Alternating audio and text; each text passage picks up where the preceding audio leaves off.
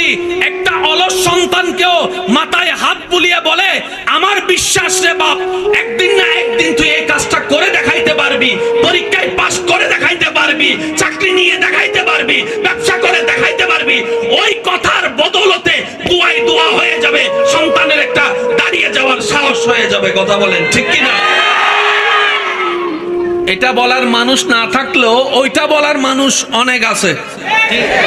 তোর দিকে কিছু উৎসাহ দেওয়ার মতো মানুষ না পেলেও অনুৎসাহিত করার মতো মানুষ হাজার জন।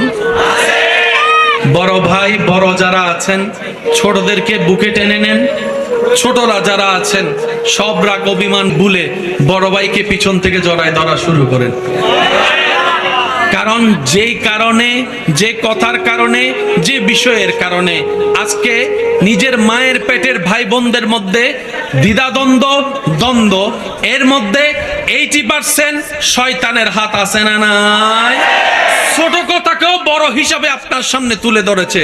আবার কিছু কিছু মানুষ ওয়াসওয়াসিল খান্নাস, আপনার পরিচিত মানুষ আপনার বিপক্ষে, আপনার ভাইকে, ভাইয়ের বিপক্ষে আপনাকে কান পড়া দিয়ে আপনাদের ভিতর দূরত্ব এনে দিয়েছে। কথা বলেন ঠিক কিনা?